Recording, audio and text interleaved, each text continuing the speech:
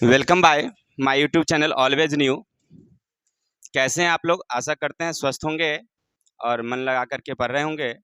चलिए आज हम लोगों का जो मूल्य टॉपिक्स हैं, class 9th biology 3rd chapter जीवों में विविधता का कुछ अति लघुत्तरीय क्वेश्चन है। उनको हम लोग बारी बारी से देखेंगे, समझेंगे, कोशिश करेंगे कि क्वेश्चन क्या कह रहा है, उसका क्या जवाब उचित होना चाहिए। आप लोग हमारे वीडियो पर बने रहेंगे और देखेंगे। हम कोशिश करेंगे कि आपको फिर दूसरे वीडियो देखने की ज़रूरत नहीं होगी। और अगर हमारे वीडियो से आपको अगर कुछ सीख मिलती हो तो हमारे चैनल को सब्सक्राइब, लाइक, कमेंट करेंगे। ठीक है, चलते हैं समय न गवाते हुए अपने पाठ्य पुस्तक की तरफ। पहला क्वेश्चन हमारा कहता है कि जीवों का वर्गीकरण क्यों जरूरी है। जीवों का वर्गीकरण क्यों जरूरी है? देखिए लिखा हुआ है कि पृथ्वी पर ना अनेक सारे जीव हैं। पृथ्वी पर जीवों की संख्या क्या है? बहुत सारा है। अगर इन सारे जीवों को अगर बारी बारी से अध्ययन किया जाए, एक एक करके अध्ययन किया जाए, तो हमें नहीं लगता है कि सारे जीवों का हम अध्ययन कर पाएंगे, क्योंकि इतनी संख्या होने के बाद सभी का बारी बारी से अध्ययन संभव नहीं है। अब देखिए ऑर्थोपोडा का ही लीजिए ना, जंतु जगत का सबसे बड़ा संघ है, नहीं है वो? अब उनके एक एक करके अध्ययन, मच्छर का, मक्खी का, फलाना चिलाना ठिकाना जो भी है, सबका अध्ययन करेंगे तो क्या होगा? क्या नहीं हो पाएगा।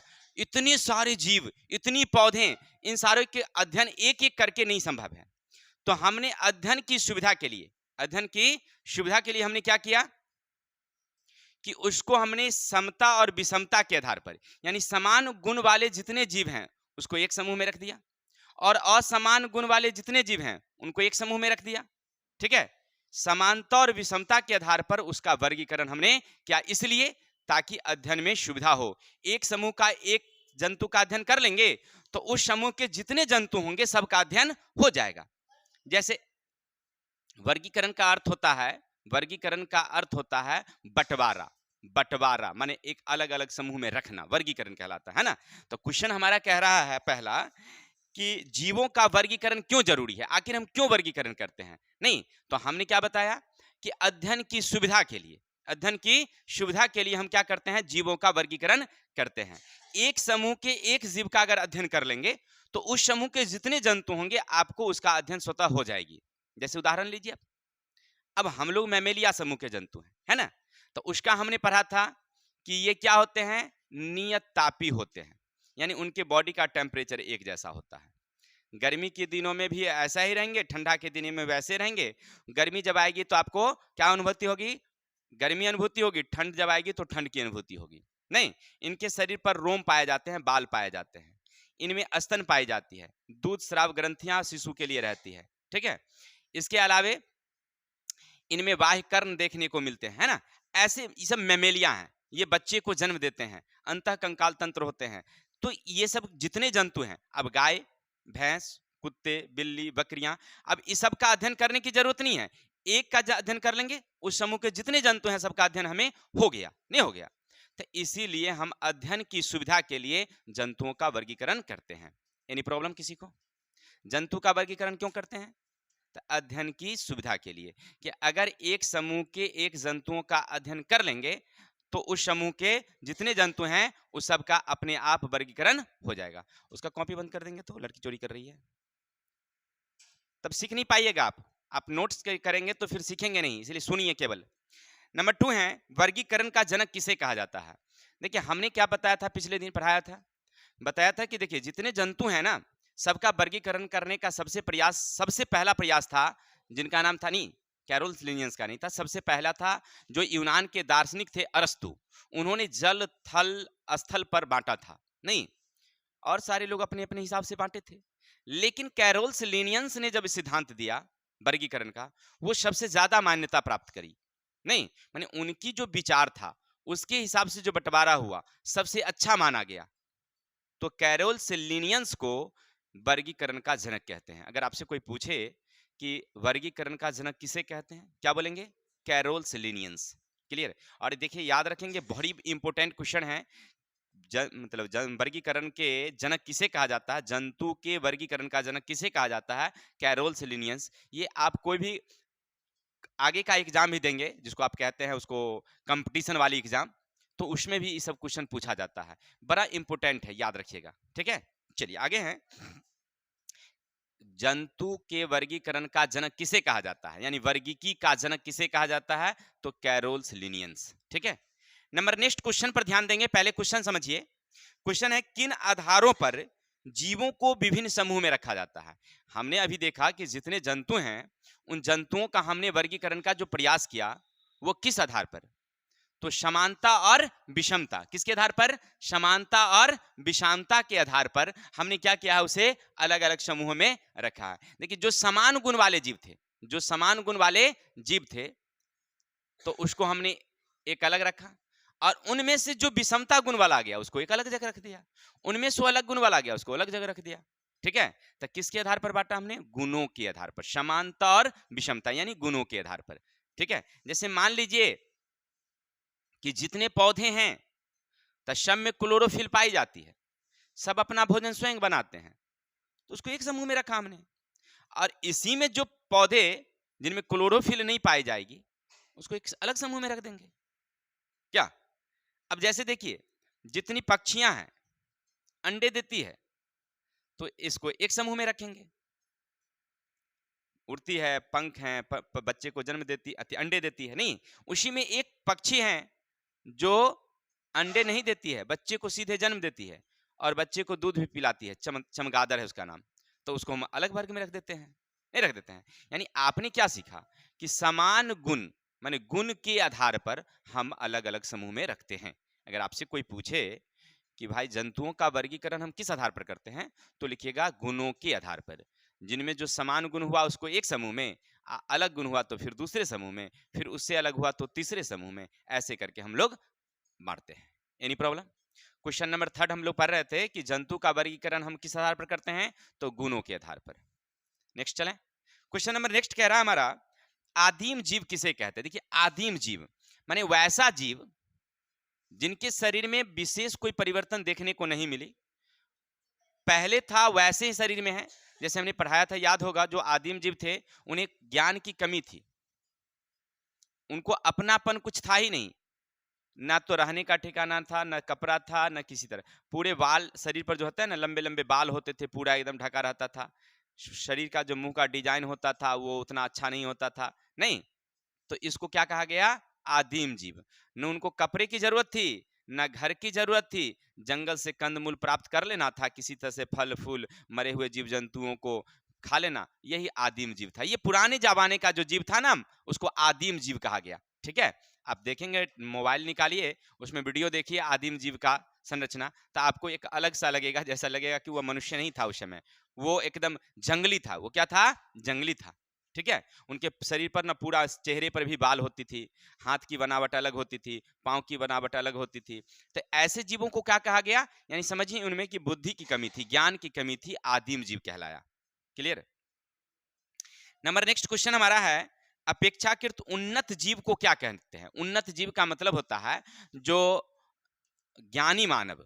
उन्नत जीव का मतलब क्या, ज्ञानी मानव। जैसे देखिए हमारा अभी का जीवन है, नहीं है, तो हम लोग अभी जो है ना ज्ञानी मानव हैं, माने बुद्धि वाले हैं, नहीं है। पहले के लोगों को फेयर लवली की जरूरत थी क्या? बताइए, देखिए सादिया बड़ी हंस रही है। पहले के जी फेयर लवली लगाते थे क्या जी? नहीं लगाते थे, उनको जरूरत ही नहीं थी। अब कहिएगा उस समय आविष्कार ही नहीं हुआ, अरे याद रखेंगे आवश्यकता आविष्कार की क्या होती है, जननी होती है। जैसे जैसे हमारी आवश्यकता होती है ना वैसे वैसे आविष्कार होते हैं। क्लियर? तो अब आवश्यकता ही नहीं थी तो उस समय कौन फेयर लवली लगावे। अभी देखिए घर से निकलने से पहले कम से कम लड़कियां तो जो है ना पूरा लेपा पोती कर लेती है, वो लेवा चढ़ा लेती है, क्या नहीं चढ़ाती है? अभी देखेंगे ना शादी में सब लड़कियां गई है, पूरा लेवार लगा के गई होगी, ठीक है, समझ रहे हैं ना। अब वो भावार को भी रंग लेती है, ऊपर का जो ये सब भाव है, देख रहे हैं ना। चलिए, अच्छा ऐसा है, बात है, सही बात है, श्रृंगार तो करना ही चाहिए। ध्यान देंगे तो हम लोग क्या पढ़ रहे थे कि आदिम जीव का मतलब हुआ उन्नत जीव। आदिम जीव का मतलब क्या हुआ, उन्नत जीव हुआ। यानी कहने का अर्थ है कि उनमें ज्ञान की क्या होती है, नहीं ज्ञान होता है, वो उनका रहन सहन अलग होता है, खान पान अलग होता है, उनकी शारीरिक बनावट अलग हो गई, नहीं हो गई, धीरे धीरे उनके शरीर में परिवर्तन हुआ, तो ऐसे जीव को कहते हैं हम लोग उन्नत जीव। क्लियर? तो हम लोग पढ़ रहे थे अभी तक 5 क्वेश्चन। पहला क्वेश्चन था जीवों के वर्गीकरण क्यों जरूरी है, तो अध्ययन की सुविधा के लिए, सबका हम अध्ययन कर सके इसलिए क्या किया हमने, समान गुण वाले जीवों को एक समूह में बांटा, और एक समूह के एक जीव का अगर अध्ययन कर लेते हैं तो उस समूह के जितने जीव हैं उसका अध्ययन हो गया। जैसे एबीज वर्ग है, एबीज माने पक्षी, तब पक्षी वर्ग के जितने जीव हैं, तोता है, कौवा है, मैना है, मोर है, नहीं शुतुरमुर्ग है, तो इन सब के जीवों का एगो का अध्ययन कर लेंगे तो उस समूह के जितने जीव हैं उसका अध्ययन हो गया, नहीं हो गया। अब सब पक्षी के अध्ययन करने की जरूरत हमें नहीं होगी, तो अध्ययन की सुविधा के लिए हम वर्गीकरण करते हैं। दूसरा हमने पढ़ा था वर्गीकी का जनक किसे कहा जाता है, तो कैरोल्स लिनियंस का। तीसरा हमने पढ़ा किन आधारों पर जीवों को वर्गीकरण करते हैं, तो उनमें पाए जाने वाले गुण के आधार पर, समानता और विषमता के आधार पर हम उनको वर्गीकरण करते हैं। आगे हमने पढ़ा आदिम जीव किसे कहते हैं, वैसे जीव जिन्हें ज्ञान की कमी होती है, बुद्धि अकल ना होता है, रहन सहन खान पान अच्छा नहीं होता है, तो उसको क्या कहते हैं हम लोग, आदिम जीव कहते हैं। और वैसे जीव जो काफी उन्नत होता है, ज्ञान विकसित होता है, उनके शरीर की बनावट संरचना में परिवर्तन होती है, तो उनको कहते हैं हम लोग उन्नत जीव कहते हैं। क्लियर है? तो जब तक ये 5 क्वेश्चनों को आप लोग देखिए, फिर आगे चलते हैं, हम लोग 6 नंबर क्वेश्चन देखते हैं जो हमारा क्या कहता है। तो हम लोग पढ़ रहे थे, वो जी ध्यान देंगे, 6ठा नंबर क्वेश्चन हमारा कह रहा है, क्वेश्चन नंबर 6 है, मोनेरा को किस आधार पर अलग किया गया है। देखिए हमने पढ़ा था कि हमारे जितने जंतु हैं ना और पौधे हैं उसको 2 भागों में बांटा गया था। जंतु और पौधे को कितने भागों में, 2। पौधे को कहा गया था प्लांटी और जंतु को कहा गया था एनिमिलिया, नहीं कहा गया था। लेकिन ये किसने बांटा था, एएच, इनका नाम था, सॉरी ध्यान देते हैं, नहीं, एक मिनट, उनका नाम था ईएच हिकेल। उन्होंने क्या बांटा था, ईएच हिकेल ने कहा था। लेकिन बाद में उसमें पाया गया कि कुछ ऐसे गुण हैं जो पौधे से अलग गुण वाला है, नहीं पौधे वाला गुण उसमें नहीं है, तो उनको कहाँ रखा गया, मोनेरा वर्ग में। किस में रखा गया, लेकिन मोनेरा में भी देखा गया कि कुछ ऐसे हैं जिसमें क्लोरोफिल नहीं है, तो उसको रख दिया गया फंजाई वर्ग में। ठीक है, तो अब आपसे क्वेश्चन कोई पूछ रहा है कि भाई मोनेरा को कैसे अलग किया गया, तो मोनेरा में जो प्रकाश संश्लेषण के आधार पर, प्रकाश संश्लेषण यानी कि क्लोरोफिल उसको कह सकते हैं, क्या कह सकते हैं आप लोग, क्लोरोफिल के आधार पर उसमें अलग वर्ग बनाया गया, इसका नाम है फंजाई। यानी जिसमें क्लोरोफिल नहीं है उनको फंजाई वर्ग में रखा गया। मोनेरा ही एक ऐसा समूह था जिसमें क्लोरोफिल नहीं था, तो उसको क्या कर दिया गया, फंजाई में रख दिया गया। Any problem? Next number question है, प्रोटिस्टा के 2 उदाहरण। अब आपसे कह रहा है प्रोटिस्टा समूह का कोई 2 उदाहरण दीजिए, तब प्रोटिस्टा का कोई उदाहरण आप बता सकते हैं? हाँ बताइए तो। प्रोटिस्टा, हाँ इगुलिना। देखिए यहां पर तो लिखा हुआ है ही, प्रोटिस्टा का उदाहरण क्या है, अमीबा और इगुलिना। ये किस समूह में आते हैं, प्रोटिस्टा में। आगे हैं, शैवाल तथा कवक के बीच सहजीवी संबंध का उदाहरण। नहीं सॉरी, 8 नंबर क्वेश्चन छूट गया मेरा। शैवाल को किस विभाग में रखा गया है, तो शैवाल को रखा गया है थैलोफाइटा में। किस में रखा गया है, थैलोफाइटा। हमने पढ़ा था कि थैलोफाइटा का मतलब थैलस के रूप में होगा। किसके रूप में होगा, वो थैलस के रूप में, जिसमें जड़ तना पत्ती इत्यादि विभाजित नहीं होगी, जड़ तना पत्ती इत्यादि विभाजित नहीं होगी, उसको थैलोफाइटा। तो शैवाल किस ग्रुप में आएंगे, थैलोफाइटा ग्रुप में। किसी को दिक्कत? नंबर नेक्स्ट है, शैवाल तथा कवक के बीच सहजीवी संबंध। देखिए सहजीवी का संबंध का मतलब क्या समझ रहे हैं, कि जिसमें दोनों जीवों को लाभ हो उसको सहजीवी संबंध कहेंगे। क्लियर? जिसमें दोनों जीवों को लाभ हो तो उसको क्या कहेंगे, जैसे हमारे और आपके बीच में क्या संबंध है, सहजीवी का संबंध है, नहीं संबंध है।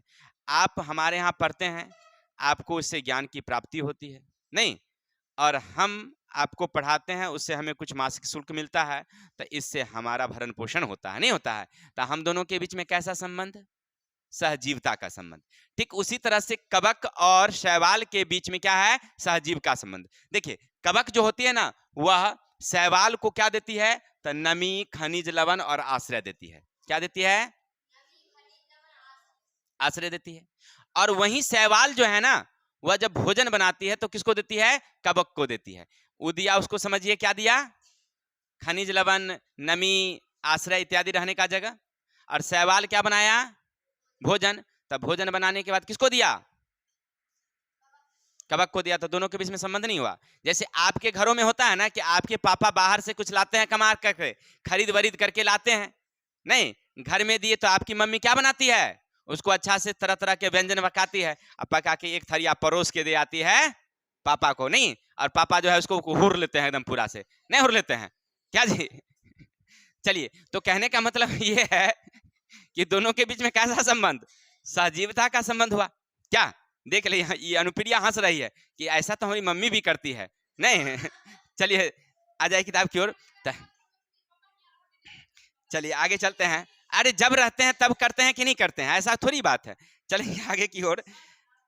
आगे है ब्रायोफाइटा की एक विशेषता, बातें नहीं, हेलो शांति। आगे है हमारे ब्रायोफाइटा की एक विशेषता। देखिए ब्रायोफाइटा हमने पढ़ा था कि थैलोफाइटा, ब्रायोफाइटा और टेरिडोफाइटा, तीन को पढ़े थे हम लोग। तो ब्रायोफाइटा की विशेषता क्या होती है कि उसमें जड़ तना अलग होती है, सॉरी पत्ती और तना अलग होती है, जड़ उसमें दिखाई नहीं देती है। एक दूसरा, इसमें संवहन तंत्र नहीं होते हैं, इसमें संवहन तंत्र नहीं होते हैं। तो दूसरी विशेषता और है, लेकिन आपको एक ही विशेषता लिखना है तो लिखेंगे इसमें तना और पत्ती विभाजित होती है। ये हमेशा हरे होते हैं, छायादार स्थान पर पाए जाते हैं। क्लियर, कोई एक ही लिखना है आपको। तो थैलो थी आपसे कहता है ब्रायोफाइटा की एक विशेषता, तो ये हमेशा छायादार स्थान पर होते हैं, ये हरे होते हैं, इनमें पत्ती और तना विकसित होती है। क्लियर है, कोई दिक्कत, तो मिस पॉइंट हो गया, नहीं होगा, होगा, इसमें होता है, ठीक है ना, मेंशन गलत हो गया है, वो होते हैं जड़ तना, जड़ नहीं होता है लेकिन तना और पत्ती विभाजित होती है। क्लियर, चलते हैं, ये 10 क्वेश्चन हुए, फिर आगे देखते हैं हम लोग 11 नंबर क्वेश्चन क्या कहता है। चलिए बाजी, हम लोग पढ़ रहे थे क्वेश्चन नंबर 11 था हमारा, संघ पॉरीफेरा के 2 उदाहरण। देखिए हमें क्या कह रहा है, संघ पॉरीफेरा के 2 उदाहरण कौन है, तो शाइकन है और हाइलोनेमा है। कौन कौन है, अगर आपसे कोई पूछे कि संघ पॉरीफेरा के 2 उदाहरण, गुण कहेगा तो फिर अलग लिखेंगे, लेकिन यहाँ कह रहा है सीधे उदाहरण दीजिए, तो क्या लिखेंगे हम लोग, शाइकन और। नंबर नेक्स्ट 12 है, 2 समुद्री जंतु, एक मत्स्य वर्ग और इकाई डोरमेटा संघ के जंतु।